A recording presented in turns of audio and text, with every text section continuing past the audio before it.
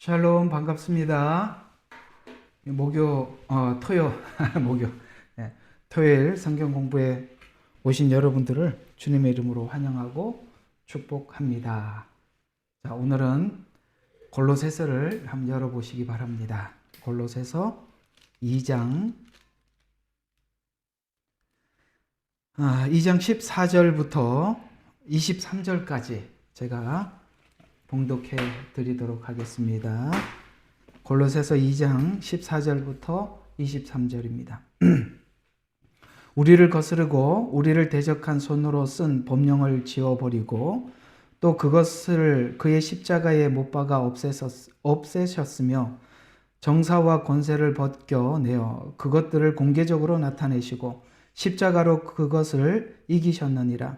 그러므로 음식이나 마시는 것으로나 거룩한 날이나 새 달이나 안식일에 관해서는 아무도 너희를 판단하지 못하게 하라. 이런 것들은 다가올 것들의 그림자이나 몸은 그리스도의 것이니라. 아무도 자의적인 겸손과 천사를 숭배함으로 너희 상을 속여 빼앗지 못하게 하라. 그는 보이지 않는 것을 억지로 주장하고 자기 육신의 생각으로 헛되이 과장하며 머리를 붙들고 있지 아니하나 온 몸은 머리로부터 마디와 힘줄을 통하여 영양을 공급받고 얽혀져서 하나님께서 자라게 하심으로 자라느니라.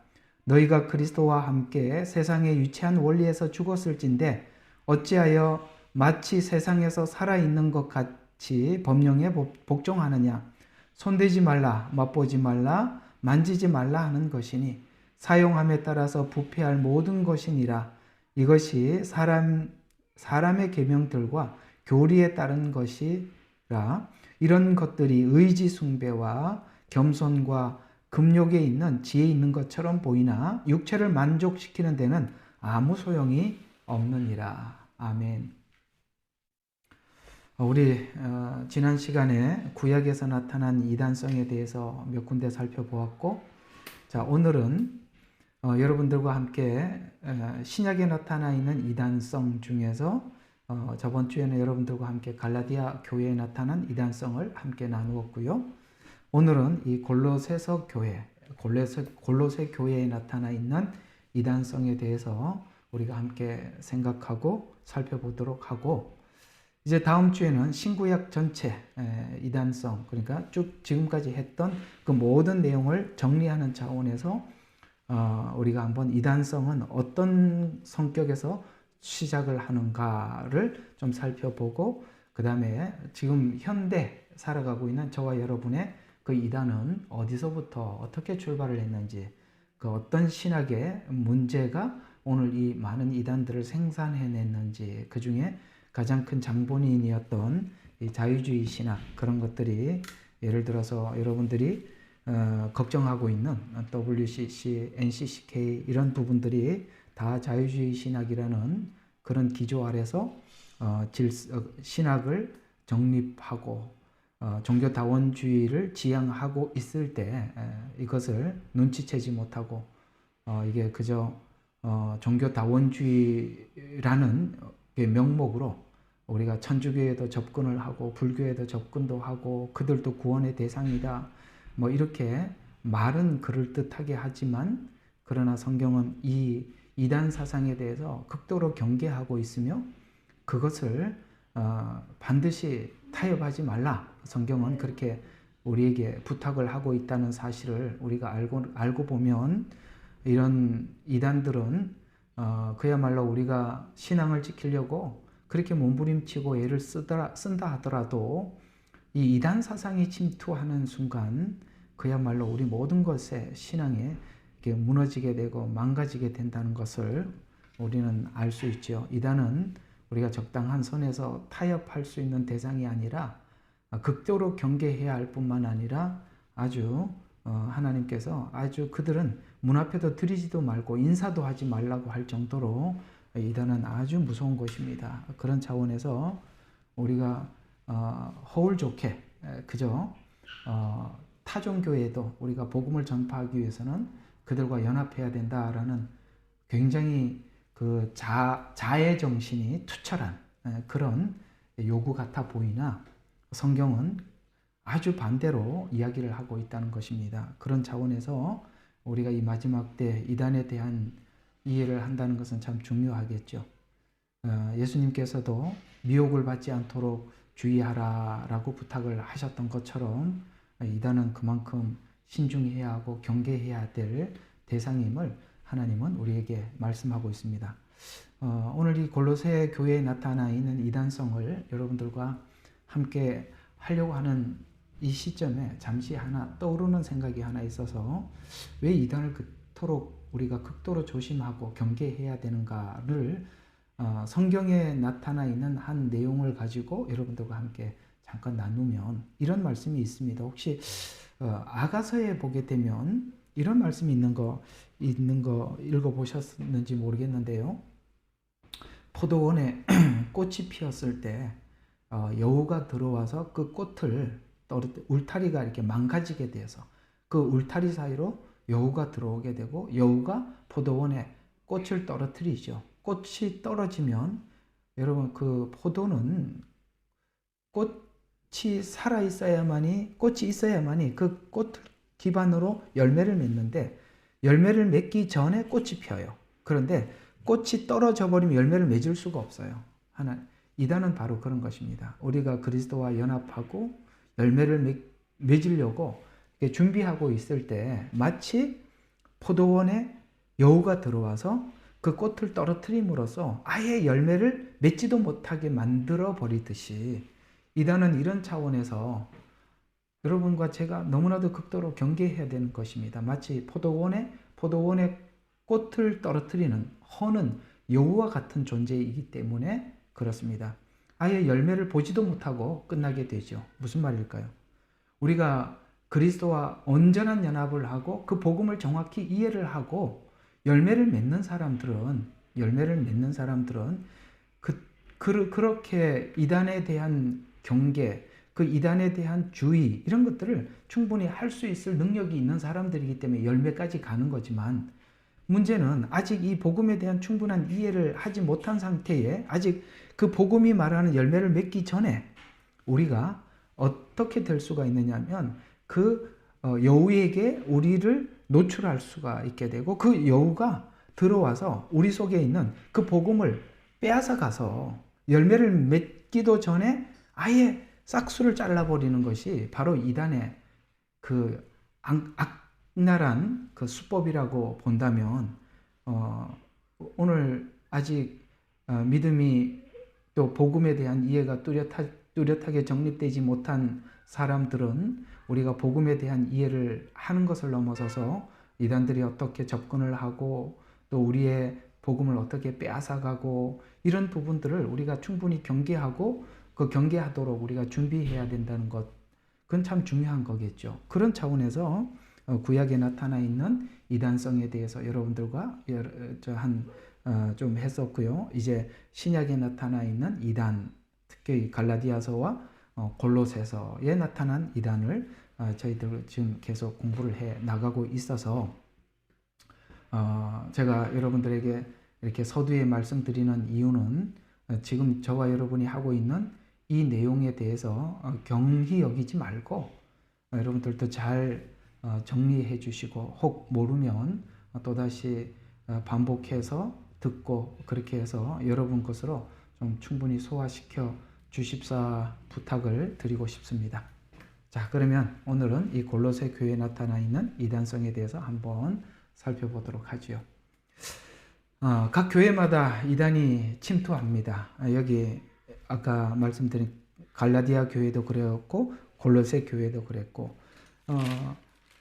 그 사도 바울이 이 서신을 쓸 때 어떤 교회는 교회 안에 있는 이단은 침투하지는 않았지만 교회 안에 여러 가지 문제를 해결하기 위해서 서신을 보내기도 했고 또 어떤 교회는 이단이 침투한 것 때문에 서신을 쓴 경우도 있지요. 특별히 갈라디아서와 골로새서가 이단 문제로 서신을 쓰게 되었던 것입니다. 그런 차원에서 이 골로새 교회에 나타나 있는 이단에 대해서 우리는 한번 살펴봐야 되겠죠. 그것이 골로새 교회에만 있었던 것이 아니라 현대 교회에도 여러 가지로 변형된 모습으로 자리 잡고 있기 때문에 그렇습니다. 그래서 각 교회마다 이단이 침투하거나 또 하나는 이단은 아닌데, 이단이 침투해서 그 교회를 변질시킨 건 아닌데, 이 복음에 대한 이해를 정확히 하지 못해서 정확히 알지 못해서, 그 십자가 복음을 정확히 알지 못해서 자체에서, 교회 자체에서 이단성을 만들어낼 수도 있다는 것을 알아야 된다는 것입니다. 이해가 가십니까? 밖에서 들어온 이단도 있지만 안에서 이단을 만들 수도 있다라는 것도 우리는 염두하고 있어야 된다는 것입니다. 그래서 예를 들어서 이제 신약 성경 안에, 교회 안에 일어났던 그 이단들을 보면은 크게 그 율법에 대한 오해와 은혜에 대한 오해로 생긴 그런 그 이단성을 많이 가지고 있기도 하거든요. 그러니까 율법과 은혜에 대한. 그래서 저는 여러분들에게 이렇게 부탁드리고 권면하는 것은, 그러니까 율법이 복음에서 어떤 역할을 했는지, 은혜가 복음에서 어떤 역할을 했는지, 이 율법의 역할과 은혜의 역할에 대해서만큼은 제발 정확하게는 좀 알고 있으라는 거예요. 왜냐하면 이단들이 대부분이 율법을 변형을 시켜서 이단을 만들기도 하고 은혜를 변형을 시켜서 이단을 만들기도 하거든요. 그러니까 이 두 가지에 대한 이해를 우리가 선명하게 하고 있다면, 아, 저거는 율법을 변형해서 이단을 만들어내고 있구나, 은혜를 변형해서 이단을 만들어내고, 금방 우리가 파악하게 되고 캐치를 하게 되는데, 이런 이해가 없으면 그것이 뭘 만들어내려고 할 때 우리는 거기에 이렇게 노출되게 되고, 거기에 나도 모르게 동조하게 되고, 나도 모르게 이단 성향을 가지게 되고 이단으로 빠질 수 있다는 것입니다. 여러분, 그 한 가지 좀 권면하여 드리고 싶은 부분이 뭐가 있냐면은, 우리 한국 교회에도 이단 대책위원회라는 것이 교단마다 있어요. 물론 그들이 참 분명한 이단을 찾아내서 이 집단은 확실한 이단입니다라고 근거를 제시하고 분명한 이단들이 있어요. 예를 들어서 뭐 신천지 같은 곳이나 아니면은 여호와 증인이라던가, 그 다음에 그 우리나라 그 저기 누구죠? 아, 요즘 이렇게 머리가 나빠지는지 모르겠네. 문선명이. 예, 이런 데는 통일교, 그렇죠. 그런 데는 아주 선명하지요. 그러니까 그런 데는 이단을 선별하는데 별로 어렵지를 않는데, 문제는 정말 이단인데,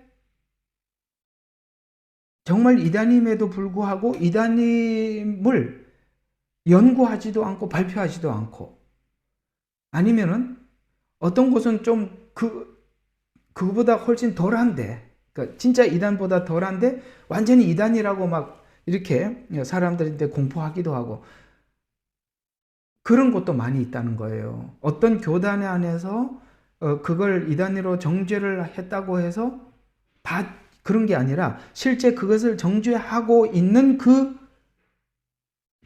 교단도 이단성이 많이 있는데 그것은 아무도 그것은 인지하지 못하고 다른 사람들의 이단만 자꾸 찾고 파악해서 이단이다 이렇게 이야기하는 경우도 있다는 거예요. 이단성이라는 것은 참 많은 그 어떤 신학을 중심으로 해서 이단성은 만들어질 수 있어요. 그러나 이단 대책위원회가 제 역할을 잘 해서 정확하게 이단을 파악하고 얘기를 해주면 좋은데, 실제 그 안에 들어가 보면은 보이지 않는 어떤 그 관계성 때문에 이단으로 정죄하기도 하고, 혹은 정말 이단인데도 이단이라고 말 못하는 뭐 이런 경우도 있을 수가 있어서, 제가 권하는 것은 어디에서 뭐 이단이다라고, 이거 제가 말을 하다 보니까 좀 이상하게 말이 흘러가는 것 같은데,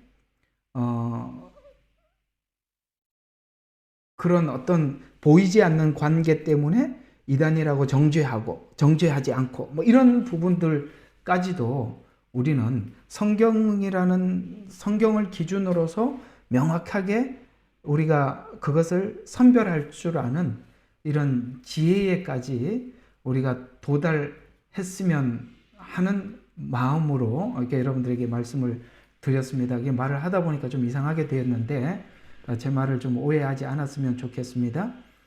어떤 교단이나 이런 데서 뭐 이단이다라고 정죄한 그것이 사실 제가 볼 때는 정말 큰 이단이라고 표현한다면 WCC나 NCCK에 옹호하는 것만큼 선명한 이단은 없어요. 그런데 본인들은 그걸 종교다원주의적 그런 주장을 하면서 다른 교단도 이단이 있죠. 그러나 사실 이 종교다원주의를 지향한다는 그 자체는 너무나도 큰 이단이지 않습니까? 그런데 그런 것들은 너그럽게 지적하지 않고 다른 걸 지적을 한다? 참 나는 그게 이단 대책위원회에서 이야기하고 있는 이 이단에 대한 지적은 참 이상한 것 같아요. 과연 하나님께서 그들이 지정한 이단이 정말 이단인지, 물론 내가 아까 말씀드린 그 선명한 이단들을 빼놓고 하는 이야기입니다.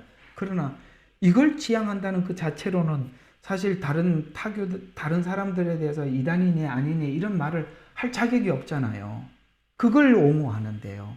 그게 성경에서 가장 중요하게 지켜져야 될 신앙인데요. 예수님만이 우리의 구원자지 어떻게 종교다원주의를 우리가 기독교가 포용할 수가 있습니까? 결코 할 수 없는 것인데도 그 사람들이 도리어 타인에 대해서 이단이다 아니다라고 정죄를 한다?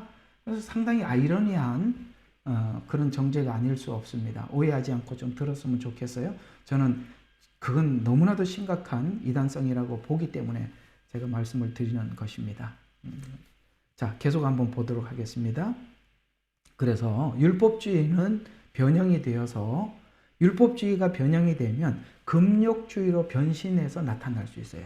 아시겠습니까? 율법을 지키지 못하니까 그것을 다 절제해서 금욕주의로 간다면 오늘 여기 골로새 교회에 나타난 이단 중에 하나가 뭐냐면 바로 금욕주의가 이단이라고 이렇게 지적을 하고 있기 때문에 그렇습니다. 율법주의가 변형되면 금욕주의로 변신해서 나타날 수 있고 또 이 은혜라는 것도 그래요. 아까 은혜와 율법에 대한 이해를 잘 해야 된다고 말씀드렸던 것처럼 이 은혜도 변형되면 죄에서 완전히 자유함을 얻었다. 우리는 죄가 더 이상 우리를 주장할 수 없다. 주장하지 못한다라고 이 죄의 자유를 방종의 자유로 오해하는 예를 들어서 대한예수교 침례회, 깊은 손식 선교회 같은 이런 곳이죠. 그게 바로 은혜를 변형해서 완전히 방종으로 자유를 오해하는 거지 않습니까? 그래서 율법이 변형되어서 금욕주의로 나올 수도 있고 은혜가 변형이 되면 방종의 자유로 오해하게 되고 그런 형태 아래서 많은 이단들은 이렇게 뿌리 내려서 이렇게 쭉 만들어질 수 있다라는 것입니다. 그런 의미에서 은혜에 대한 이해와 율법에 대한 이해만 정확하게 잘하고 있기만 하여도 우리가 이렇게 이단에 굳이 우리 자신을 노출하거나 거기에 우리가 빠져들지 않아도 되는데 말이죠. 그래서 은혜와 율법을 이해하는 것은 굉장히 중요하고 정말 중요합니다. 정말 중요해요. 자, 그 외에도 복음이 들어가기 전에 또 자체적으로 만들어진 이단이 또 이런 것이 있을 수 있죠. 복음이 들어가기 전에 그 지방에 어떤 문화와 토속 종교가 있었단 말이죠. 그 문화와 토속 종교가 기형적 이단으로 생겨날 수도 있다는 것이에요. 이해가 가세요? 예를 들어서 우리 천주교가 그런 기형적 이단을 많이 만들어내고 있죠. 우리 한국에 천주교가 들어와서 우리가 조상을 섬기는 건 아니죠. 우리가 하나님을 섬기는 것이고 우상을 섬기지 마라. 죽은 사람을 섬기지 마라. 성경은 그렇게 분명히 말을 하고 있는데 천주교는 조상께 제사를 드리고 추도 예배라는 것도 드리게 되고 제사도 허락하게 되고 여러분 추도 예배는 저번에도 이렇게 여러분들 어떤 분이 질문도 하고 그러는데 추도 예배는 어떻습니까? 여러분 추도 예배는 절대 하나님이 기뻐하는 것이 아닙니다. 그건 성경에 없어요. 죽은 사람들을 누가 추도 예배를 드린다는 추도 예배라는 말이 어디 성경에 한 구절이라도 있어요. 그건 없습니다. 그거는 제사를 빌미로 제사 안 지내는 것을 빌미로 예배라는 이름으로 살짝 바꾼 완전히 사기입니다. 그렇지 않습니다. 제사는 없어요. 추도 예배가 어디 있습니까? 그래서 제가 보는 성경적 관점에서 우리가 제사나 혹은 그 임종, 어떤 분이 이렇게 임종을 했을 때 쭉 하는 그런 추도 예배나 이런 부분들은 하지 않는 게 성경적으로 맞습니다. 성경에는 죽은 사람들에 대해서 어떤 그런 것도 없습니다. 원래 히브리인들은 누군가가 이렇게 사망을 하면 3일장애가 그런 게 아니라 임종하는 즉시 바로 장사 지냅니다. 그날 장사 지내는 걸로 끝납니다. 왜? 흙으로 왔으니 흙으로 돌려주는 것입니다. 그게 끝이에요. 아무것도 없어요. 이런 것들은 전부 다 유교 더하기 기독교가 변형된 상태에서 나온 뭐 추도 예배니 뭐니 이런 것을 우리가 하지만 성경에는 그런 근거를 어디서도 찾아볼 수 없습니다. 그건 천주교와 적당히 기독교가 타협한 것입니다. 절대 저는 반대합니다. 어쨌든 저는 반대합니다. 저희 교회는 그런 거 일절 없습니다. 그래서 우리가 이렇게 복음이 들어가기 전 있었던 그 문화와 섞여서 기형적 이단도 생겨날 수 있죠. 성경이 말하는 은혜의 복음 안에서 우리가 정확히 정립되지 않으면 언제든지 변형될 수 있음에 대해서 우리는 숙고해야 한다는 것입니다. 그래서 제가 오늘 이 골로새 교회에 대한 이 이야기를 하기 전에 조금 이 골로새서를 쓰면서 이들에게 나중에 이제 2장 후반부에 보면 이제 여기 있는 18절부터 23절까지가 이 교회 안에 들어온 이단에 대한 이야기를 쭉 설명을 하는 거거든요. 16절부터 나오네요. 그런데 이 바울이 처음에 이 이야기를 하기 전에 2장 앞에 이런 권면을 했다는 것을 우리가 한번 읽어보자고요. 자, 여기 한번 보세요. 2장 1절부터 한번 잠깐 봐요. 이걸 우리가 보셔야 돼요. 내가 너희와 라오디게아 교회에 있는 사람들과 또한 나의 육신의 얼굴을 보지 못하는 많은 사람들을 위하여 얼마나 큰 갈등을 가지고 있는지 너희가 알기를 원하노라. 내가 너희들을 향해서 참 많은 갈등이 있다. 왜냐하면 여기 지금 많은 이단들이 여러 가지가 막 섞여 들어왔어요. 여기는 율법주의도 들어오고 천사 숭배 사상도 들어오고 이게 막 이상한 게 막 기형적으로 막 들어왔거든요. 이 골로새 교회가 상당히 복잡한 이단들이 많이 들어왔어요. 그래서 내가 그 골로새 교회에 대한 이야기를 듣고 내 마음속에 큰 갈등을 가지고 있다. 그러면서 2절에 이는 그들의 마음이 위로를 받고 사랑으로 엮여져서, 자, 그리스도의 사랑으로서 엮여져서 그리스도의 사랑으로 분명히 완전히 밴드가 되고 완전히 엮여지게 되면 이런 이단들이 들어와서 너의 신앙 고백이 모자란다.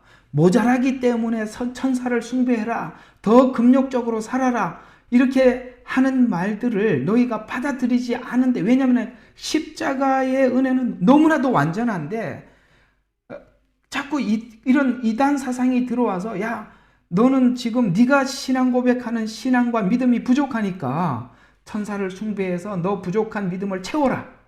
더 금욕적으로 살아라. 이런 말들을 받아들이지 않거든요. 왜냐하면 예수님의 사랑은 너무나도 완전해요. 그래서 사랑으로 엮여져서 완전한 이해의 확신의 모든 부요함에 이르려 자, 이해가 갑니까? 완전한 이해, 그리고 확신, 그리고 풍요함에 이르러 하나님 아버지와 그리스도의 신비의 지식에 이르게 하려 함이라. 이 안에, 그의 안에는, 그 예수님 안에는 모든 지식과 지혜의 보화와 다 감추어져 있다. 6절을 한번 계속 봐요. 너희가 그리스도 예수를 주로 영접한 것 같이 그분 안에서 행하라. 또 그분 안에서 뿌리를 내리고 자꾸 그분 안에, 그분의 사랑, 그분 안에 이런 말들을 계속 반복하고 있어요. 그분 안에 뿌리를 내리고 세움을 받아 가르침을 받은 대로 믿음 안에서 확고히 되어 그 안에서 감사함이 넘친다는 이 말의 뜻은 뭐냐면 너무나도 충분해서 모자람이 없어서 감사합니다라는 이 감사의 표현은 부족한 게 아니라 너무나도 완전해서 더 이상 필요한 게 없다는 거예요. 거기까지 가서 네가 받은 십자가의 은혜의 복음은 너무나도 풍요하고 완전해서 자, 이게 좀 모자라니까 이거 더 하세요. 이거 좀 더 하시면 좋겠습니다. 이거 좀 더 하세요. 이런 말들이 아예 필요가 없다는 거예요. 여러분, 예수님께서 하신 그 구원의 십자가 그 복음은 우리로 하여금 모든 구원에 조금도 부족함이 없고 모자람 없이 완전함을 믿습니까? 그 완전함을 믿는다면 우리는 이런 좀 모자란다고 얘기하는 이런 말들에 우리는 전혀 마음이 흔들릴 이유가 전혀 없어요. 그래서 오늘 여기 2장에 가장 많이 나오는 단어가 뭐냐면 그분 안에서라는 얘기예요. 그분 안에서 사는 사람은요, 우리가 너무나도 만족하고 감사함이 넘쳐서 이제 뭐가 더 필요한가에 대한 그 필요조차도 느끼지 못할 정도로 십자가의 은혜는 너무나도 완전하거든요. 그래서 그렇게 권면을 하고 있는 것입니다. 그래서 이게 우리가 은혜 안에 그 복음 안에서 은혜 안에서 그분 안에서 우리가 완전히 정립되어 있지 않으면 언제든지 변형될 수 있음을 간절히 숙고해야 한다라는 이야기입니다. 그러면 골로새 교회 안에 침투한 이단은 어떤 특징을 몇 가지를 가지고 있어요? 첫 번째는 헬라 철학과 복음이 섞여 버렸어요. 여러분, 헬라 철학과 복음이 섞이면 어떤 일이 생기느냐면 기독교 복음이 윤리와 도덕을 지향하는 복음으로 오해를 하게 돼요. 헬라 철학은 굉장히 철학적이고 도덕성을 요구했거든요. 여러분, 예수를 믿으면 도덕성이 밝아지는 겁니까? 아니면은 예수를 믿어서 그분과 관계를 형성하는 겁니까? 여러분, 이게 그분 안에서라는 말을 계속 하고 있잖아요. 우리가 그분 안에서 모든 것을 이해하지 못하면 예수 안에서 복음을 이해하지 못하면 도덕으로 가는 거예요. 여러분, 그래서 세상 사람들은 그런 말을 하죠. 예수 믿는 사람이 왜 그래? 이렇게 얘기를 하잖아요. 여러분, 제가 한번 여러분들에게 물어보겠습니다. 제가 여러분들에게 이렇게 묻겠습니다. 제가 불신자라고 생각하고 예수 믿는 사람이 왜 그래? 내가 여러분들에게 이렇게 말했습니다. 그러면 여러분들은 뭐라고 대답하시겠어요? 그러면 안 되지요. 그러면 안 됩니다. 이렇게 대답하시겠습니까? 아니면은 예수 믿는 사람도 그럴 수 있습니다. 이렇게 대답하겠습니까? 저는 둘 다 맞다고 생각합니다. 예수 믿는 사람이 그러면 안 된다고 생각합니다. 그러나 그럴 수도 있다고 생각합니다. 왜요? 우리는 완전하지 않거든요. 그 완전을 향해서 지금 가는 중이기 때문에 그럴 수도 있어요. 도덕성을 하나님께서 바로 가지라는 게 아니에요. 그분 안에서 살면 도덕성은 그분 안에서 그분의 관계가 깊어지면 저절로 완성되는 거거든요. 그 완성되는 과정 속에서 넘어짐이 있고 실패가 있고 그런 거거든요. 그럴 수도 있는 거거든요. 그래서 이 골로새 안에 있는 이들의 주장이 뭐냐면은 그러지 말라는 거예요. 그러나 그럴 수 있다는 거예요. 왜냐하면 그러지 말라라는 말을 잘못 들어서 그래, 우리는 예수 믿는다는 것은 도덕성의 회복이야 라고 생각을 했기 때문에 그들은 금욕주의로 가버린 거거든요. 여러분, 성경이 말하는 신앙이 금욕인가요? 절제라는 말은 나옵니다. 그러나 이 절제는 갈라디아서에서 보면은 성령의 열매가 절제가 마지막 열매예요. 9가지 열매 중에서 마지막에 열리는 열매인데 시작점이 어디냐면 사랑에서 출발해서 온유, 화평 이렇게 쭉쭉쭉 가서 마지막에 절제라는 것이 나타나는 거거든요. 그러니까 그분 안에서 사랑의 관계에서 들어가서 희락이 있고 기쁨이 있고 아시겠습니까? 충성이 있고 양선이 있고 이렇게 쭉쭉 가서 마지막에 절제라는 것이 그분의 사랑 안에서 결과적으로 나타나는 열매지, 그것이 순서가 뒤바뀌어서 사랑 없이 절제가 앞에 가버리면 뭐가 된다고요? 도덕성이 돼버린다고요. 아니지 않습니까? 복음이 지금 세상이 말하는 도덕성과 복음이 말하는 도덕성은 서로 반대의 그러니까 순서가 바뀌어버린 거예요. 사랑으로부터 시작해서 절제가 마지막 열매로 나타나는 건데 사랑 없이 절제가 앞으로 가버리면 도덕성이 돼버리는 것이죠. 우리는 주님을 만나면 양심이 변화가 되고, 제가 이제 설교 많이 했잖아요. 양심이 변화가 되고 하나님 요구에 적극적으로 순종하는 도덕성을 가지게 되는 것이고, 그 도덕성은 세상이 말하는 도덕성을 훨씬 상회하는 도덕성으로 열매를 나타내는 것이지, 도덕성을 갖기 위해서 신앙을 갖는 것은 아니다. 도덕성은 마지막에 맺혀지는 자연스러운 열매가 되어야 한다. 그분의 관계 속에서. 아시겠죠? 뭐가 어떻게 순서가 달라졌는지, 왜 바뀌어졌는지 이해가 가시죠? 또 이 골로새 교회는 헬라 문화를 받아들인 곳이에요. 헬라 문화는 여러분 아시다시피 이원론, 영혼과 육, 이렇게 이분설로 나누는 거예요. 영혼, 보이지 않는 세계, 육, 보이는 것, 이렇게 이분설로 나누는데, 이걸 보고 이것 때문에 영지주의, 그야말로 요한계시록에 보면 니골라당을 미워하노라 라고 말하는 이 니골라당은 바로 영지주의를 의미하는 것인데요. 바로 헬라 사상에 기인한 영혼으로만 구분해서 육체의 성화를 부정하게 된 거예요. 그러니까 영지주의의 약점은 뭐냐? 육체의 성화를 부정한다는 거예요. 우리 몸, 육을 거룩한 산제물로 드리라 라는 로마서 13장 1절에 있는 말씀을 부인한다 이 말이에요. 13장 1절 맞을 거예요? 이해가 가시죠? 우리는 영혼이 구원을 받았고 그 영혼이 우리의 삶 속에서 하나님 앞에 영광을 돌리는, 그게 바로 성화입니다. 그런데 영지주의가 뭘 만들었어요? 바로 성화의, 육체의 성화를 부정하는 쪽으로 가더라. 이것은 바로 골로새 교회가 가지고 있었던 헬라 사상, 그 안에 영지주의가 그렇게 됐다. 아까 말씀드린 것처럼 그가 복음이 들어오기 전에 있었던 철학이나 종교들이 기독교와 연합해서 끊을 걸 끊고 분명하게 이 복음으로 출발하지 않으면 이런 것들이 잔재로 남아 있어서 복음과 섞여서 기형적인 이단이 된다 이 말입니다. 바로 골로새 교회는 그런 이상한 형태의 기형적으로 이렇게 나타나게 되더라. 또 하나는 이 골로새 교회, 이제 쭉 자세히 좀 하겠습니다만, 이 천사론, 그러니까 천사 숭배 사상, 여기 이제 쭉 나오는데요. 자, 18절이죠. 아무도 자의적인 겸손과 천사들을 숭배함으로, 이렇게 천사 숭배 이렇게 나오죠.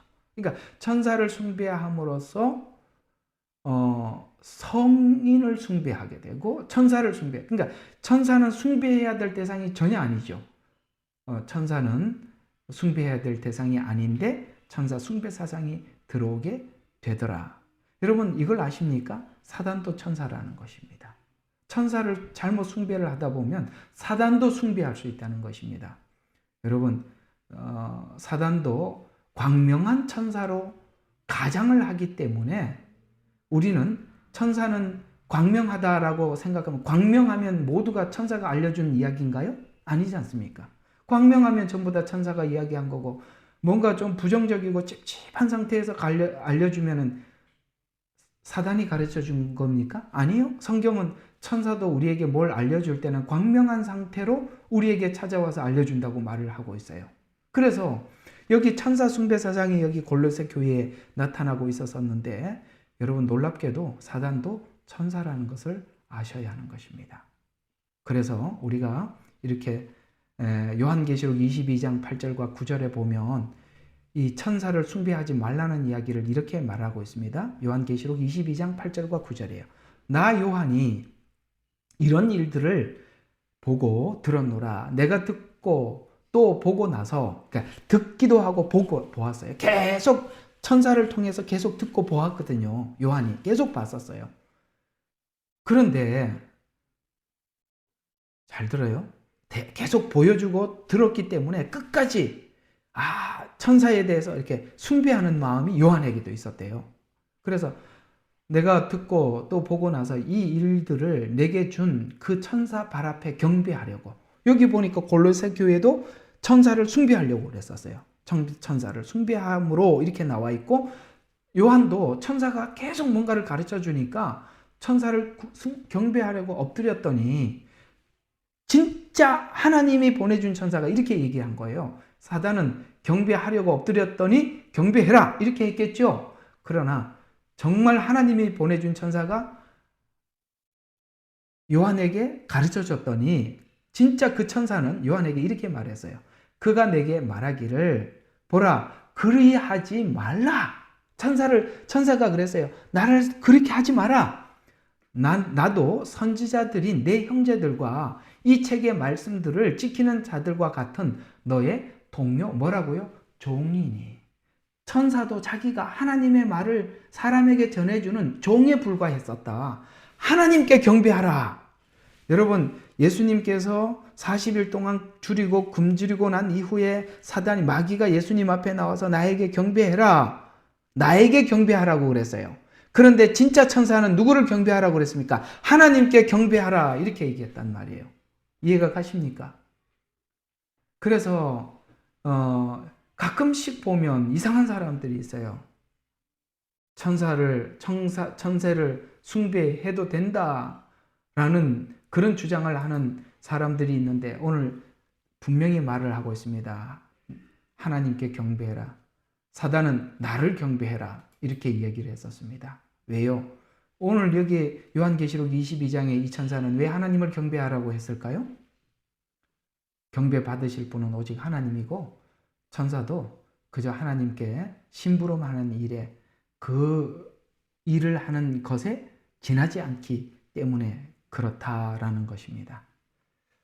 자, 오늘 이 골로새 교회 안에 있는 이단은 사실 이 갈라디아는 율법주의만 들어왔지 여기는 정말 여러 가지 형태의 이단들이 침투해 있음을 우리가 오늘 잠시 이렇게 몇 가지를 통해서 확인을 했었습니다. 그러면 이 문제는 골로새 교회만의 문제인가? 아니죠.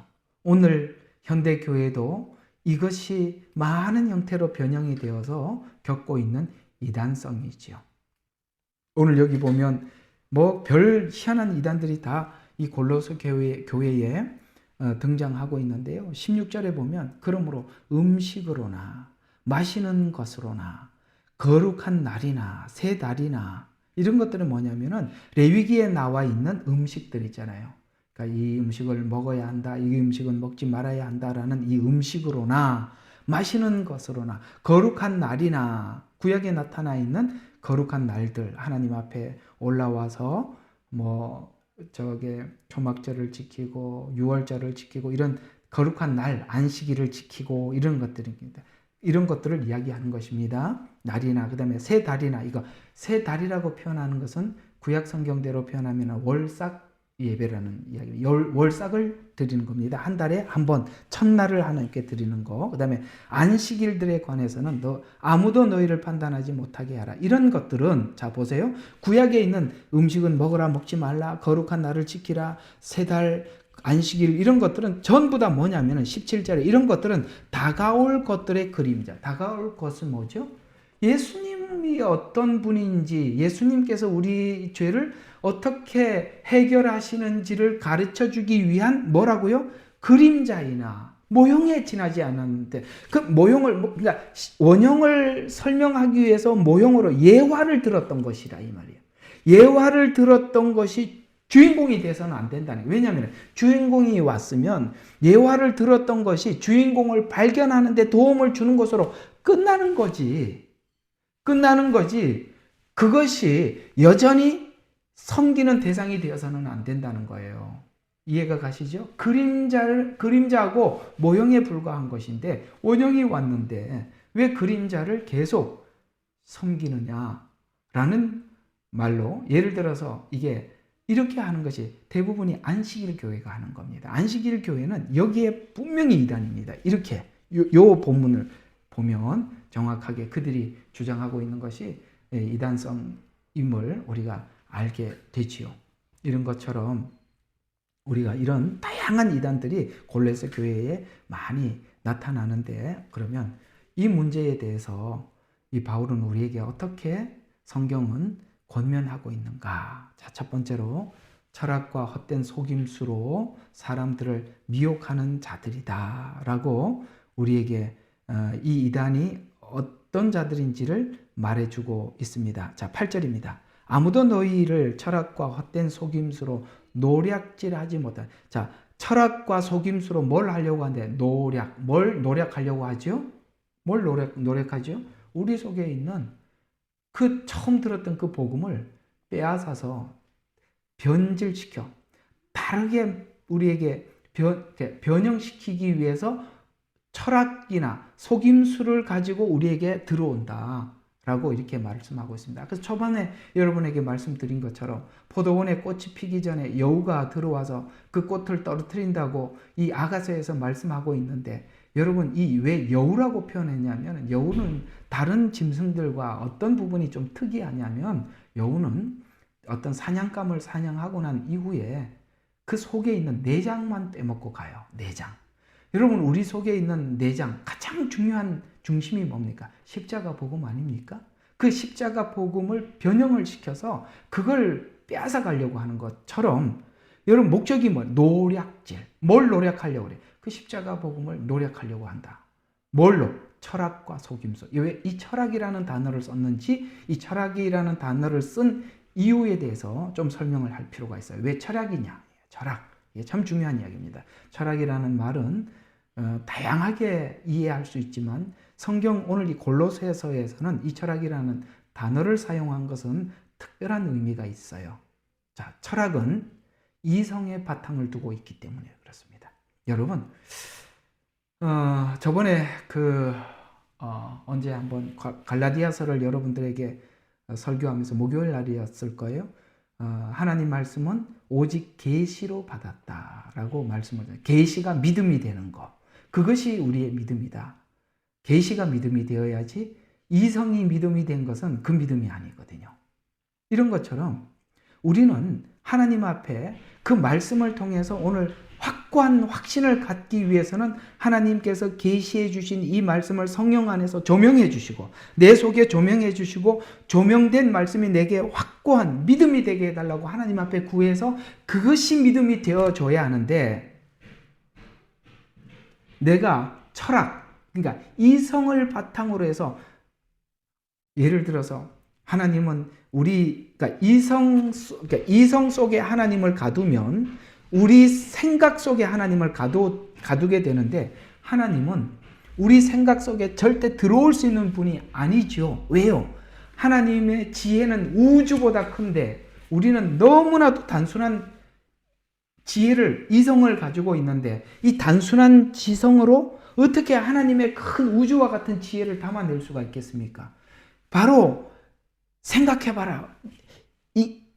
우리가 이해하고 있는 이성으로 자꾸 설명을 해. 그래서 철학이라는 단어는 이성이라는 단어로 바꿔서 생각을 하시면 돼요. 그래서 철학적 이성을 가진 사람들은 믿음을 말할 때도 철학적 기준을 바탕으로 믿음을 말하게 되죠.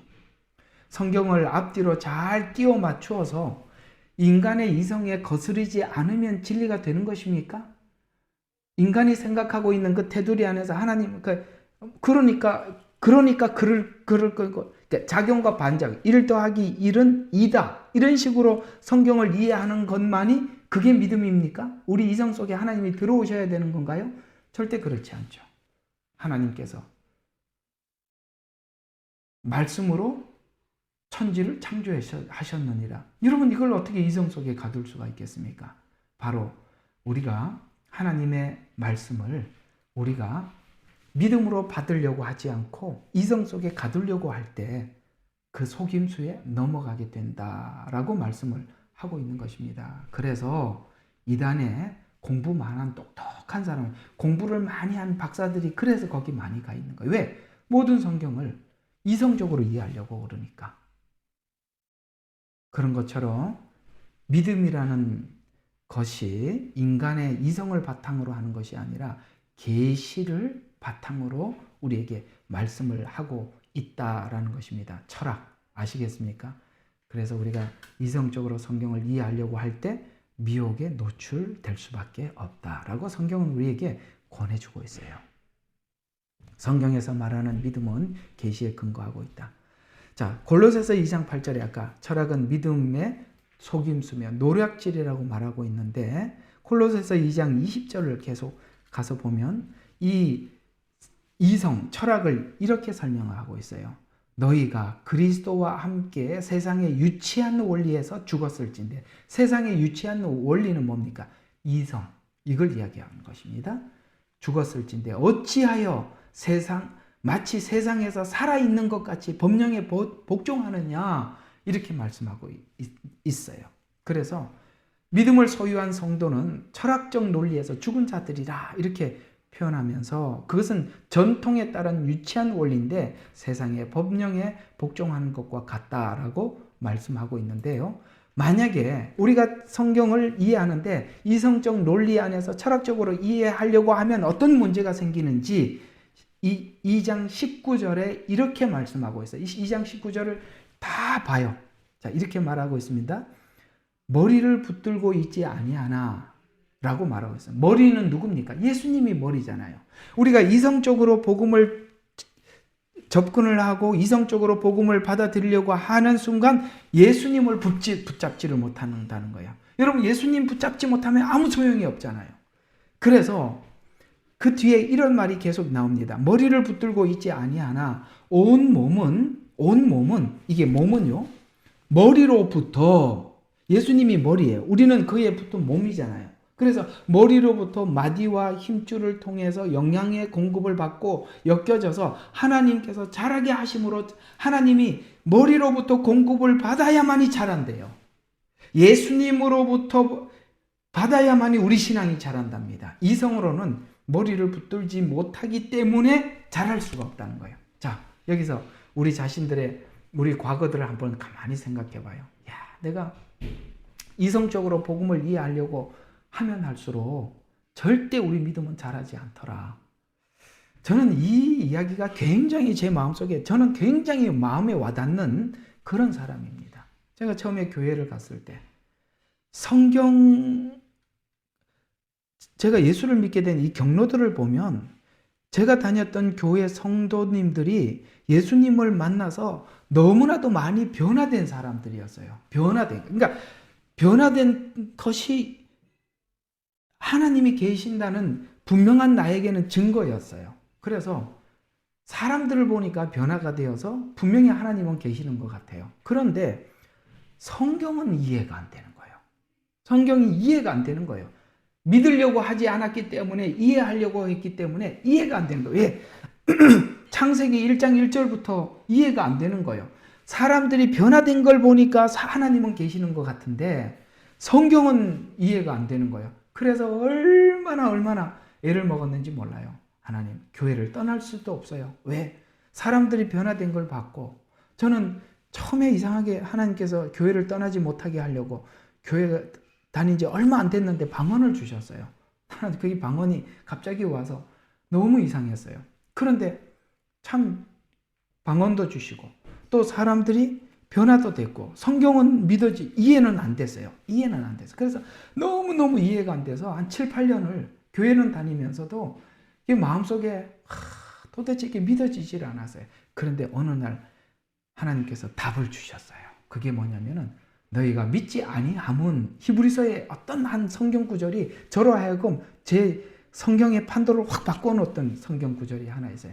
너희가 믿지 아니함은, 이런 말이 나오더라고요. 제가 지금 안 믿고 있잖아요.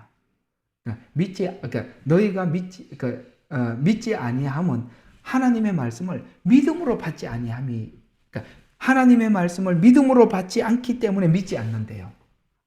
그때 내가 정말 가장 충격을 크게 받았던 순간이었는데, 내가 하나님의 말씀을 이해하려고 했지 믿으려고는 하지 않았구나. 이 차이를 아시겠습니까? 저는 이해하려고 지금까지 애를 썼어요. 근데 아무것도 이해할 수가 없었어요. 그런데 어느 날 하나님의 말씀을 이해하려고 하지 않고 믿으려고 딱 접근하는 순간 창세기 1장 1절부터 확 들어오는 거예요. 그 다음부터 어떤 내용도 다 받아들여지는 거예요. 그때 제가 딱 알았습니다. 야, 하나님의 말씀은 이해하는 것이 아니라 믿는 거구나. 그때부터 성경이 열리기 시작했었어요. 아시겠죠? 우리가 이성으로 하나님의 말씀을 담으려고 그러면은 우리는 머리를 붙들지 않게 됩니다. 예수님을 붙들지 못해요. 예수님은 믿음으로 잡아야만이 붙잡히는 분이세요. 그런데 예수님을 붙잡으면 예수님께서 모두 온몸에 공급해 주셔서 영향을 주고 엮여져서 우리가 자라게 만들어 주신대요. 그러므로 여러분, 하나님의 말씀을 우리가 믿으려고 나가십시오. 그리고 그것이 여러분에게도 계시로 나타나서 우리의 믿음이 하나님 앞에 확고해지고 견고해지고 흔들리지 않기를 부탁을 드리겠습니다. 그래서 골로새서 2장 2절과 3절에 보면 그분을 붙들면 이런 일이 생긴대요. 2장 2절과 3절에 보면 이는 그들의 마음이 위로를 받고 사랑으로 엮여져서 완전한 이해와 확신, 풍요함에 이르러 하나님과 아버지와 그리스도의 신비의 지식에 이르게 하려 함이라. 그의 안에는, 그 예수님 안에는 모든 지혜와 지식의 보화가 감추어져서 성경을 볼 때마다 보화를 캐고 그 안에 지식이 있고 지혜를 얻고 세상에 전에는 몰랐던 말씀이 여기 오늘은 보니까 보여지고 더 깊어지고 더 넓어지고 더 높아져서 우리는 계속 하나님께서 주시는 그 영향을 공급을 받아서 우리의 신앙이 깊어진다라고 말씀하고 있다는 거 여러분 이해하시죠? 자, 두 번째, 이 골로새 교회에 있던 이단은 할례를 강조하는 자들이 이 골로새 교회에 들어와 있었어요. 자, 골로새서 2장 11절을 보면 이렇게 말씀하고 있습니다. 또한 너희가 그의 안에서 손으로 하지 아니한 할례를 받았으니 곧 그리스도의 할례로 육신의 죄들의 몸을 벗어버린 것이라. 자, 할례로 몸을, 이게 무슨 말이냐면 육신의 몸을 벗은 그리스도의 할례, 곧 손으로 하지 않는 할례를 받았다고 진술하고 있는데 그들이 영적 할례, 곧 침례를 받고 그 다음에 믿음으로 그리스도와 함께 살리심을 받았다고 주장을 하고 있습니다. 그러니까 우리는 할례를 받아서 하나님의 백성이 된 것이 아니라 그리스도 안에서 우리가 믿음으로 그리스도와 함께 살리심을 받았는데 이 할례를 해서 그렇게 된 것이 아니라 이 할례라는 말의 뜻은 이런 의미를 가지고 있는데요. 자, 이 할례라는 말을 잘 들어봐요. 우리는 이 성경에서 나오는 이런 단어들이 할례 그러면 우리가 이해하고 있는 할례 정도가 아니라 이 단어를 쓸 때는 다른 의도로 할례라는 단어를 썼어요. 갈라디아서 5장으로 가봐요. 자, 이 할례라는 단어를 왜 썼는지, 어떤 의미에서 썼는지, 단순히 그냥 할례냐 그 말이 아니라는 거예요. 자, 5장 1절부터 한번 제가 보도록 하겠습니다. 그러므로 그리스도께서 우리에게 자유케 하신 자유 안에서 굳게 서서 다시는 종의 멍에를 매지 마라. 보라, 종의 멍에를 매지 마라. 율법으로 돌아가지 말라 이 말입니다. 보라, 나 바울이 너희에게 말하노니 너희가 만일 너희가 할례를 받으면, 여기 할례가 단어가 나오는데 이 할례라는 단어가 할례 정도가 아니라 확장돼서 뒤에서 계속 다른 의도로 쓰여지고 있어요. 잘 들어봐요. 받으면 그리스도께서 너희에게 아무 유익이 되지 못하니라. 내가 할례를 받은 모든 사람에게 다시 증거하노니 그는 온 율법을 행할 의무가 있는 자라. 무슨 뜻인지 아시겠습니까? 성경에 오늘 여기 골로새서에 너희가 할례를 받았다라는 말은 다른 말로 너희가 할례를 받았다라는 말의 뜻은 율법을 다 지킬 의무를 너희 스스로 졌다. 이런 뜻이에요. 이해가 가요? 율법을 다 지킬 의무를 내가 가지고 있다라는 뜻에서 할례를 받았다. 이런 뜻이에요. 그러니까 단순히 이건 하나의 표피를 자르는 그런 행위가 아니라, 저는 율법을 지키겠습니다 라는 고백과 같았다. 이런 이야기입니다. 그래서 율법으로 의롭게 된 너희는 너희는 누구든지 그리스도가 무용이 되고 예수님 십자가 복음이 너에게 아무 의미가 없어지게 되고 은혜로부터는 떨어져 나갔다. 왜? 율법으로 의롭게 되려고 하니까. 은혜는 너희한테 아무 소용이 없다. 이는 우리가 성령을 통하여 믿음으로 말미암아 의의 소망을 기다리고 있는데, 믿음으로 의의 소망을 기다리고 있는데 율법을 지켜서 의의 소망을 기다리려고 하는 만큼 너에게는 그 십자가는 너에게 아무 의미가 없어진 거 아니냐라고 그렇게 지적을 하고 있어요. 그러면서 우리에게 아주 강한 어조로 그러니까 7절부터 15절에 이렇게 우리에게 하고 있습니다. 6절부터 한번 봐요. 예수 그리스도 안에는, 우리가 예수님을 믿는 우리에게는 할례나 무할례나, 유대인들이 할례를 했잖아요. 이방인들은 할례를 하지 않았어요. 그래서 이방인이나 유대인이나 이런 말을 할례나 무할례나 라는 말로 썼고, 할례라는 말은 율법을 지키는 이라는 유대인들을 의미하기도 하고, 이해가 가죠? 그게 다 섞여 있어요. 그래서 할례나 무할례나 쓸모없고 오직 사랑으로 역사하는 믿음뿐이다. 믿음은 믿음인데 어떤 믿음? 사랑으로 역사하는 믿음 말이에요. 그냥 사랑 없는 그냥 믿습니다 이게 아니라 그분의 그 십자가의 사랑을 알고 믿는 믿음. 그래서 그거뿐이니라라는, 이 뿐이라는 말은 아무것도 없다는 거예요. 그거 외에는 뿐이니라. 그러면서 너희가 사랑으로 역사하는 믿음을 가지고 잘 가더니, 7절에 너희가 잘 달려가고 있더니 누가 너희를 진리에 순종하지 못하도록 막더냐? 너희가 그렇게 잘 가더니 누가 막았냐? 이러한 권면은 너희를 부르시는 그 하나님으로부터 나온 것 아니다. 적은 누르기, 그래도 내가 내가 아무리 생각해도 내 믿음이 부족해. 그래도 내가 뭔가 좀 더 해서 그 부족한 믿음을 채워야 하지 않겠어? 라고 생각하는, 이렇게 조금이라도 생각하는 이것이, 그게 9절이에요. 적은 누르기. 내가 조금이라도, 아니야, 그래도 조금은 부족한 것 같아. 라는 이런 것이 온 반죽을 부풀게 하느니라. 그것이 너의 믿음을, 네가 가지고 있던 그 은혜의 믿음을 전부 다 잠식해버린다. 적은 누룩이 온 반죽을 부풀게 하는 것이 아니라 나는 너희가 조금도 다른 마음을 지니지 아니하리라는 것을 주를 통하여 너희에게 확신하노라. 따라서 너희를 혼란시키는 그를 누구든지 심판을 받으리라. 혼란시키는 그는 심판을 받으리라. 그러나 형제들아, 만일 내가 지금껏 할례를 전하였더라면, 예를 들어서 유대인들이 할례를 지키고 율법을 지켜야 구원을 받는다라고 유대인들은 그렇게 얘기했잖아요. 그런데 바울은 아니다, 예수님 십자가 복음만으로 완전하다라고 이렇게 복음을 전했는데, 내가 만약 할례를, 율법을 지켜도 일부는 지켜야 합니다라고 이렇게 율법에 대해서 이야기를 했다면 어찌하여 아직도 박해를 받겠느냐? 나 그렇게 전했다면 박해 안 받았을 거야. 근데 내가 그렇게 전하지 않았기 때문에 율법주의자들이 바울을 박해했던 거야 라고 하면서 아직도 박해를 받겠느냐? 그랬더라면 십자가의 거침이 그쳤으리라. 아시겠습니까?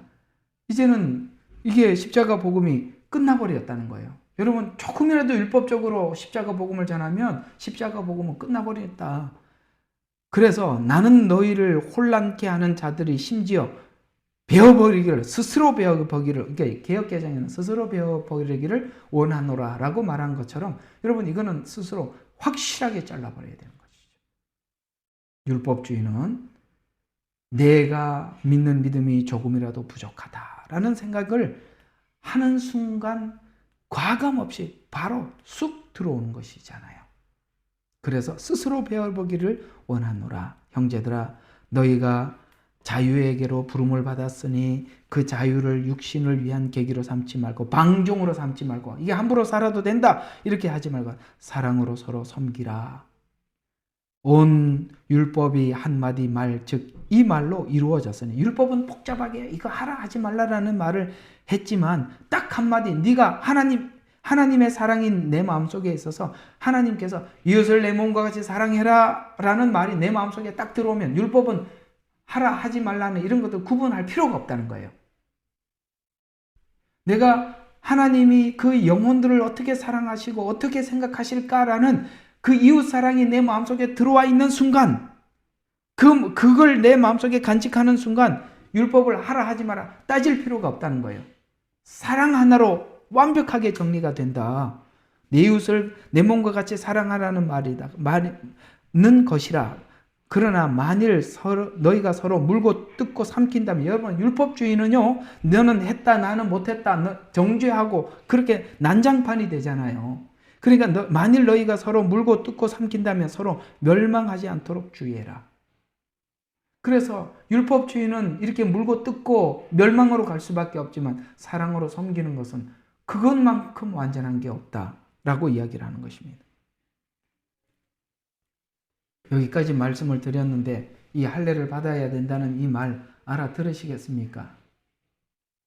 그래서 이 골로새 교회에, 갈라디아 교회에 들어온 율법주의가 여전히 들어와서 그렇게 혼란하게 만들었던 것입니다. 자, 세 번째로, 율법주의를 가졌던 사람들은 세부 조항을 중요하게 여기는, 세부 조항들을 중요시 여기는 그야말로 율법주의적 성향을 가진 사람들이에요. 그 세부 조항이라는 것이 뭐냐? 율법은 뼈대를 설명한 거잖아요. 뭐 안식일을 지켜라. 그다음에 이웃을 내 몸과, 그러니까 이웃에게 거짓 증거하지 마라. 막연하지요. 그러나 이웃에게 거짓 증거하지 말라는 그 막연한 큰 내용들을 구체적으로 세분화시킨 것을 보고 성경에서는 예수님이 너희 전통을, 이렇게 전통이라고 이렇게 표현했어요. 전통은 큰 율법을 세부화시킨 거예요.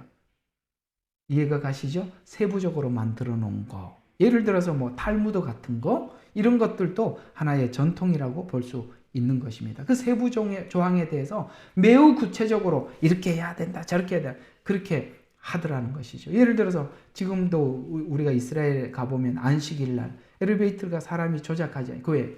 스위치를 누르는 것은 사람이 일을 하는 것이니까.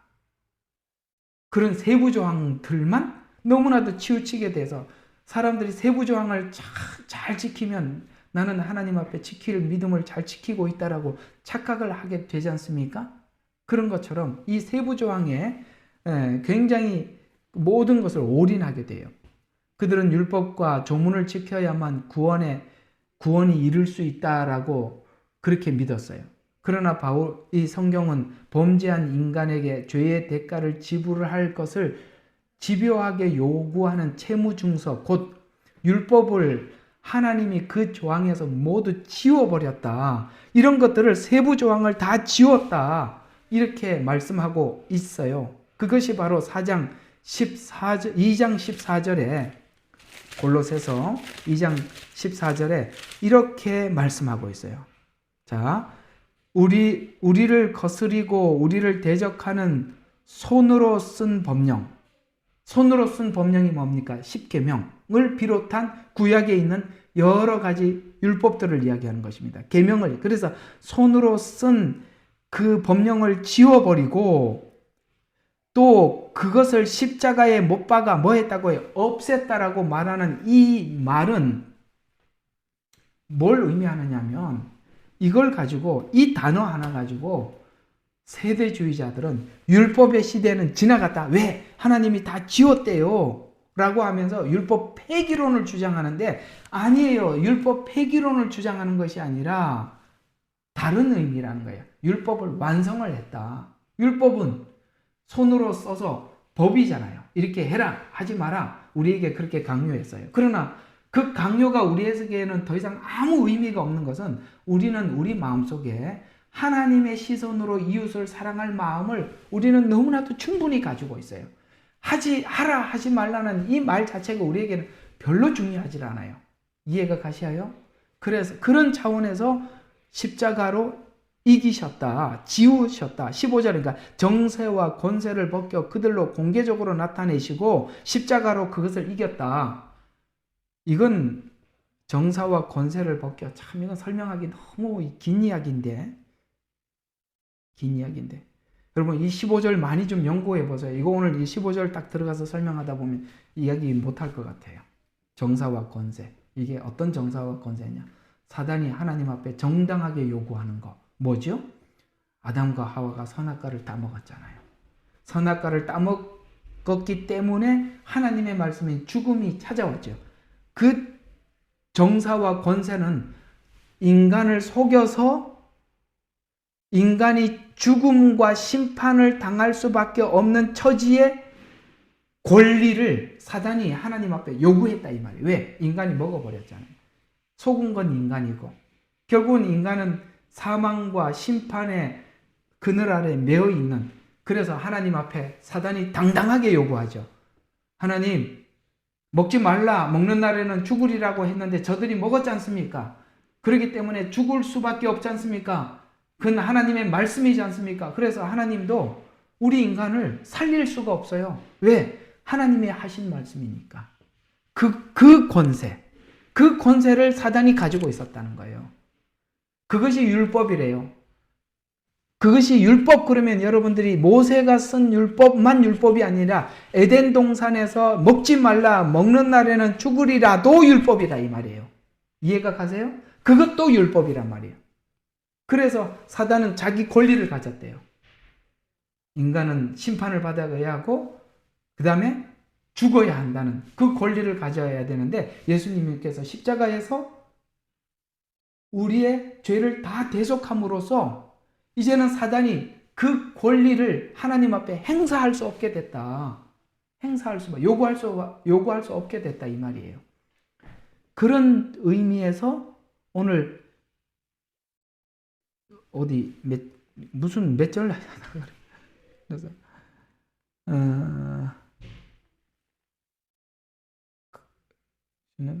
살아나셨느니라 설명을 너무 열심히 하다가 지금 어디 이야기하다가 일로 갔는지, 너무 중요한 이야기다. 14절 했나요? 예, 여기 10절이네요. 아이고, 여기네.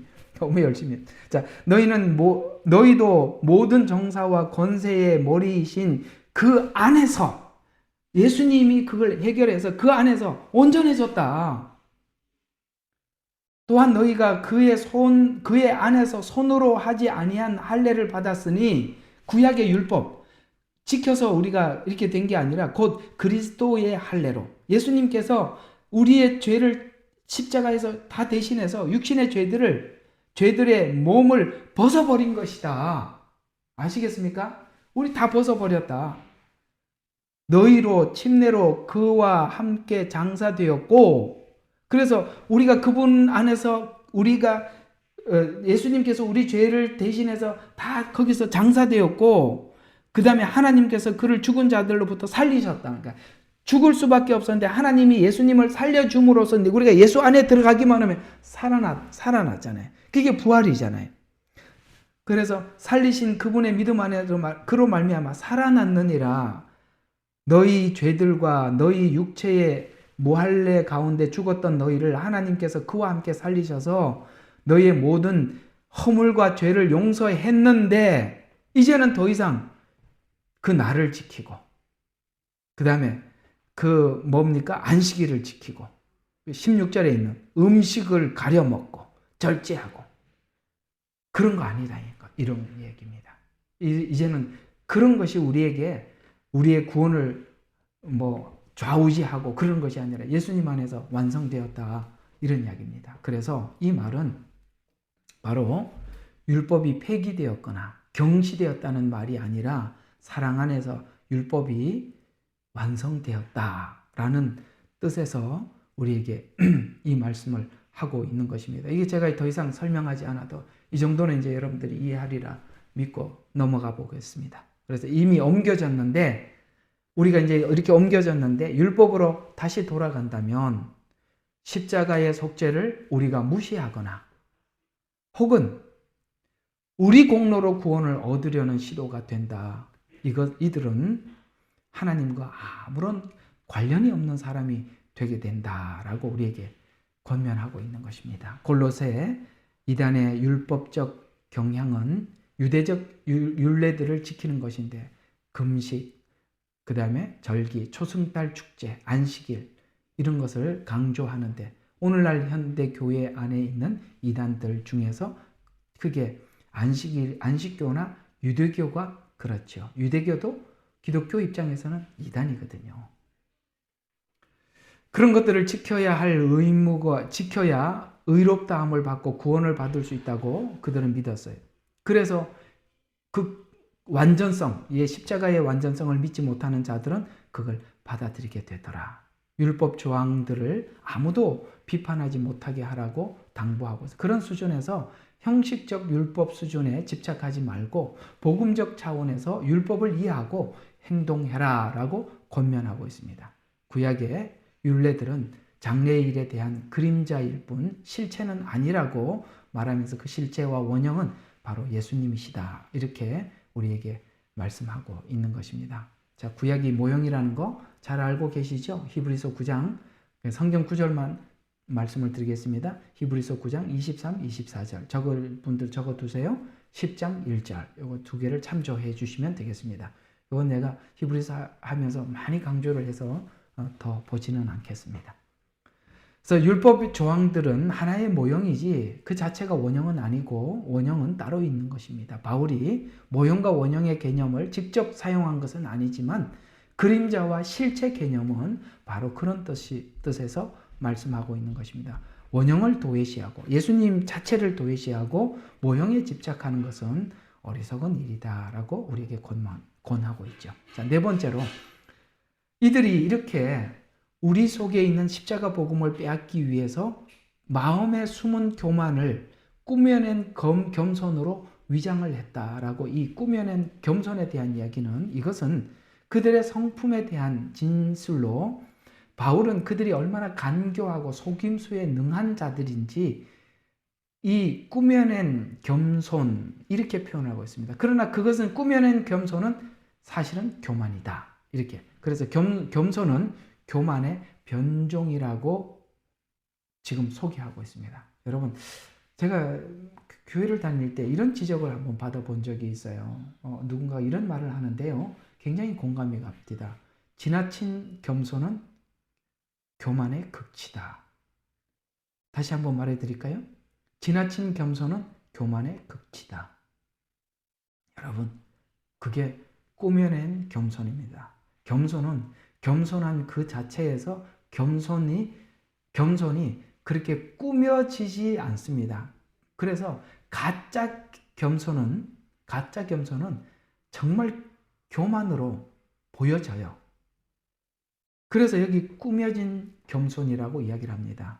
여러분, 이 이단들은 가만히 보면 남들보다 더 많이 금식하는 것 같고 남들보다 더 겸손한 것 같은데 그거 다 가짜라고 그렇게 소개하고 있습니다. 그래서 사람들의 그런 열매를 보면 아나니라는 말은 그 열매가 겸손으로 나타나되 그 겸손도 한 번 더 관찰해야 될 필요가 있는 것은 그 겸손도 꾸며낼 수 있기 때문에 그렇습니다. 그건 내게 어떤 가장한 겸손으로 나를 찾아온다면 나에게 뭔가를 빼앗으려고 하는 목적이 있을 것입니다. 잘 살펴보셔야 되는 거예요. 참 그래서 이 영분별이라는 것이 그래서 중요한 것 같아요. 자, 꾸며낸 거짓 겸손은 이단의 강한 특징 중에 하나입니다. 그들은 겸손한 체하고 사람들에게 접근해서 환심을 사고 환심을 사요? 그 겸손 때문에 또 환심에 넘어가죠? 그들은 마음을 점령한 후에는 결국은 우리를 통치하고 지배하려고 하죠. 그래서 결국은 이단에게 잡혀가면 그 손 안에서 완전히 그 통치 안에서 놀아나는 거예요. 벗어나지를 못하는 거예요. 이상하죠? 그 손에 들어가면 사람들이 벗어나지를 못해요. 그래서 통치 아래 놓이게 만들더라. 저는 여러분들에게 하나 이런 좋은 권면을 하나 드리고 싶어요. 여러분 어느 교회를 만나서 어떻게 신앙생활을 하고 누구하고 교제를 하더라도 이거 하나는 선명한 것 같아요. 그 사람들이 여러분들을 꼭 붙잡고 자기 손아귀 안에서 못 벗어나도록 꼭 쥐는 작업을 하고 있으면 그건 가짜입니다. 그건 가짜예요. 그 손아귀 안에서 벗어나지 못하게 꼭 잡혀버리 의도적으로 잡거든요. 여러분 가만히 보세요. 이단에 속해 있는 사람들이 거기서 나오지를 못해요. 거기서 헤어나오지를 못해요. 제가 알고 있는 한 분도 그 신천지에 갔는데 언제 한번 그 신천지에 대해서 어떤 아는 분이 가서 그 이만희에 대해서, 이단성에 대해서 막 몇 가지를 이야기했더니 이만희라고 말을 했다고. 성질을 옛날에 그렇게 같이 신앙생활했던 그런 관계였는데 신천지 전도하려고 온 거야. 그래서 전도 받는 그 사람이 신천지가 이단이라는 것을 설명하기 위해서 이만희라는 이런 단어를 썼다고. 화를 그렇게. 여러분, 그럼 이만희를 이만희라고 그러지 뭐라고 그럽니까? 그러니까 존칭을 안 썼다는 거죠. 그 사람이 얼마나 그 사람에게 잡혔는지 아시겠습니까? 이렇게 사람들을 의도적으로 휘어잡는 거는 가짜예요.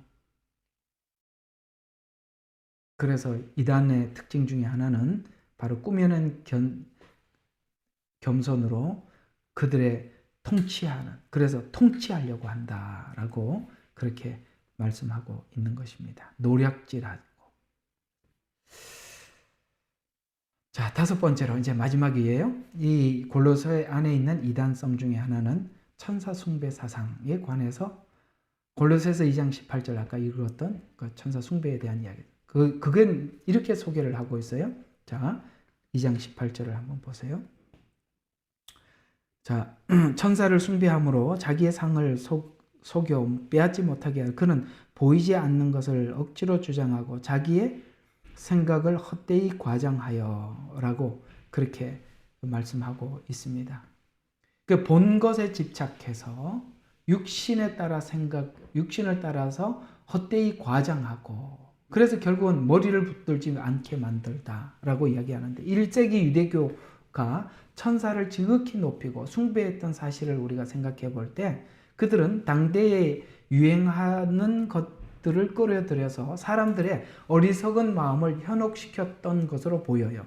그들은 자기들이 본 것, 즉 신비한 상태에서 본 환상들에 집착을 해서 그걸 본 걸 너무 집착을 하다 보니까 그들은 하나님의 말씀, 곧 기록된 계시의 말씀보다 자기들이 신비한 체험 속에서 본 것이나 들은 것을 더 중시 여기고 있었기 때문에 천사를 숭배하게 되었다는 거예요. 여러분, 본 것, 들은 것. 여러분, 이 부분에 대한 정리가 필요해요. 보여줄 수 있어요. 하나님이 보여주기도 합니다. 그걸 제가 부인하는 건 아니에요. 그러나 그 보여준 목적이 크게 하나님께서는 두 가지가 있다고 보여져요. 하나는 그 사람 개인을 위해서 보여주는 게 가장 많습니다. 그 사람의 신앙의 유익을 위해서 보여주는 게 가장 많아요. 또 십자가 복음에 유익되게 위해서 보여줄 수 있는 거예요. 그러니까 결국은 보여주는 목적이 뭐냐면 보여준 그 자체가 목적이 아니라 십자가의 복음 아래로 나오라는 것이고 예수님을 만나라는 것이고 그런 목적이 보여주고 듣는데 가장 큰 목적이 있는 거예요. 그래서 십자가 또 하나는 그 개인에게는 그렇게 보여주기도 하지만 여러분 가장 많이 보고 듣고 이랬던 사람들이 선지자들이죠. 미래의 일들을 하나님께서 환상이나 꿈이나 계시를 통해서 보여줘서 그걸 기록을 했어요. 물론 그들이 그걸 기록을 할 때 미래에 될 일이다 보니까 그들이 기록은 하고 있지만 미래에 어떻게 되는지에 대해서는 실제적으로 확인은 못하지만 그 보여준 것을 기록을 했고 남긴 걸 가지고 우리는 하나님께서 그들에게 보여주고 그 보여준 대로 예언이 성취되고 그런 걸 우리가 예언서를 통해서 많이 보게 되지요. 그러나 우리는 아직 완성되지 않는 미래에 완성되어야 할 한 예언서를 가지고 있죠. 그게 요한계시록이죠. 요한은 가장 많은 것을 보고 들었어요.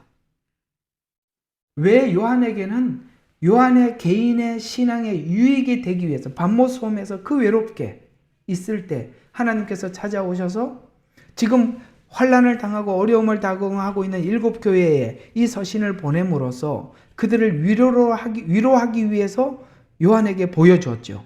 뿐만 아니라 마지막 때를 살아가고 있는 우리에게 신앙에 도움이 되고 큰 위로가 되기 위해서 요한계시록이라는 이 성경을 줬습니다.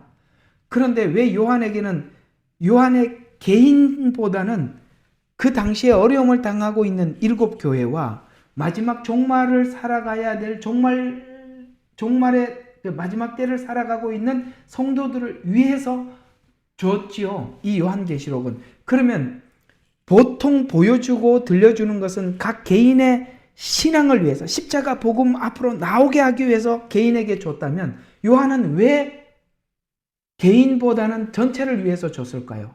그는 바로 하나님의 사도요 종이었기 때문에 그렇습니다. 이해가 가세요? 그 차이가 있어요. 성도들 개인에게 주는 것은 보통 그 개인의 신앙을 위해서 주는 것이 대부분이에요. 그러나 그 성도들에게는 전체에게 알려줄 이야기는 잘 주지를 않아요. 그 개인의 신앙의 유익을 위해서 줘요. 그러나 하나님의 종에게는, 그래서 요한 계시록을 보면은 하나님의 종들에게 보이시려고 하나님의 종에게 보이셨다 이렇게 말씀하고 있다. 종에게. 종이 하는 역할은 하나님의 말을 전달을 해야 되니까 아시겠죠? 그래서 종이 보는 것과 성도 개인이 보는 것의 차이는 있어요. 성도들은 개인의 신앙의 유익을 위해서 보여주고 들려주고 이런 일이 많다면 하나님의 종들은 그 전체의 유익을 위해서 보여주고 들려줄 때가 많다. 요한계시록이 요한에게도 유익이 되었지만 그 당시 7교회에게도 유익이 되었고 마지막 종말의 때에 있는 성도들에게도 유익이 되었어요. 이유는 왜 요한에게? 그는 종이었기 때문입니다. 이해가 가시죠? 자, 종이 보는 것과 개인이 보는 것의 차이를 설명을 했습니다. 제가 자꾸 이야기를 또 한 번 한 거 정리한 것은 이게 오해가 되지 않고 분명히 전달되기 위해서 이렇게 여러 번 정리를 해 둔 겁니다. 잘 정리가 됐을 줄로 믿습니다. 그래서 이 둘을 조화롭게 도움을 받으면 됩니다.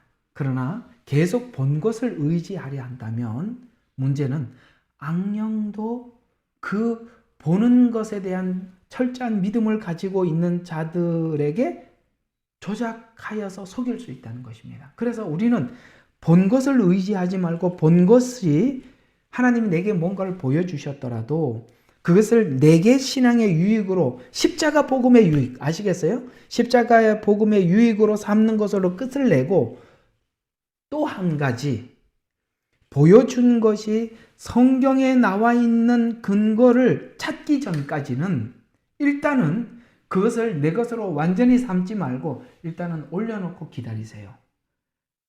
거기에 너무나도 몰두하지 말라는 거예요. 거기에다 올인하지 말아요.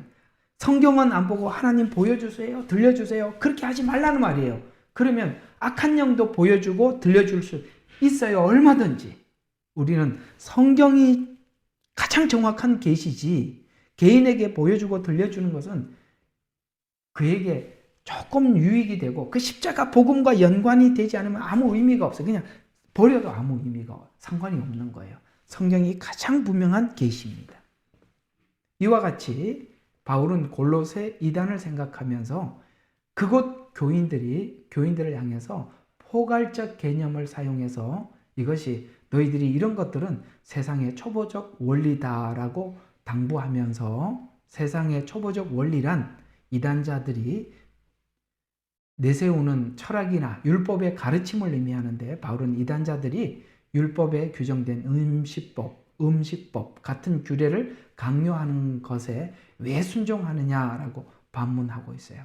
결론적으로 말씀을 드리면 이 골로새 교회의 이단은 결국은 이 헬라적 문화, 그 철학적 가르침과 속임수, 그러니까 그 이성적, 성경을 자꾸 이성적으로 이해하려고 하다 보니까 보는 것, 듣는 것, 먹는 것, 절제하고 금욕 그런 게 너무나도 선명하고 분명한 것들이니까 이런 것에 너무 매몰된다. 보는 것, 들리는 것 이런 것에 우리가 너무 매몰되는데 성경만이 가장 유익하고 분명한 하나님의 계시다.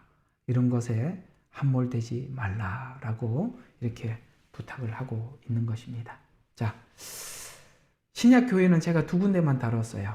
갈라디아 교회와 골로새 교회 두 군데만 다뤘는데 갈라디아 교회보다 이 골로새 교회가 복잡하죠.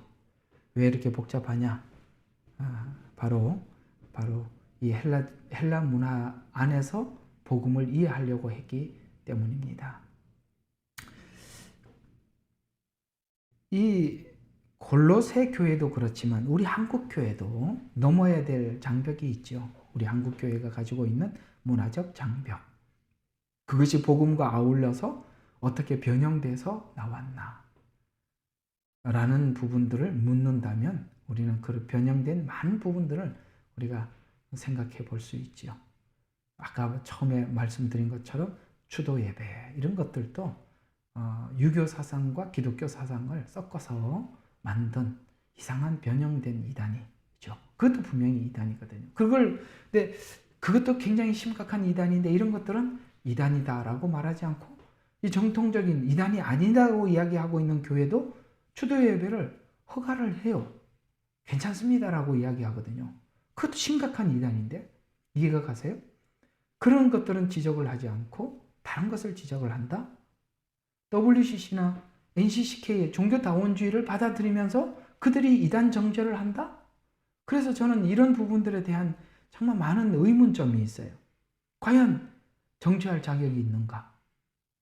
깨끗한가? 이렇게 물어봤을 때 아닐 확률이 높죠.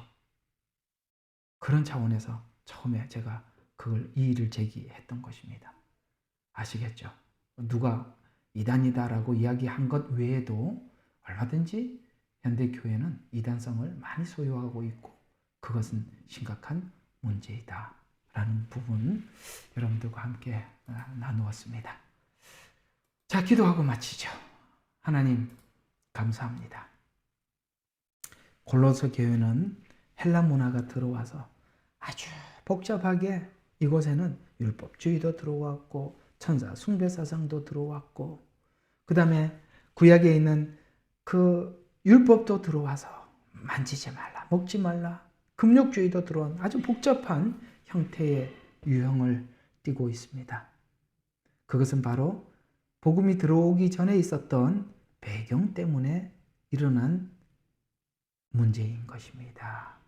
주님, 우리가 평상시에 하나님을 알지 못했을 때 알고 있었던 그런 수많은 것들 우리가 주님 안에 들어와서 그 십자가 복음 안에서 다시 정립되어서 그 복음만이 완전함을 알게 해주시고 우리가 그리스도 안에서 성화가 일어나게 해주시고 그리스도 안에서 절제가 일어나게 해주시고 그리스도 안에서 이웃사랑이 우리 속에 불일듯 일어나게 해주셔서 아버지 하나님 우리가 성경적이고 하나님이 기뻐하는 방법을 우리가 취할 수 있도록 우리 모두를 도와주시옵소서. 오늘도 이 말씀을 통해서 저들에게 큰 은혜가 되게 해 주시옵소서. 예수님 이름으로 기도드렸습니다. 아멘. 감사합니다. 수고하셨습니다.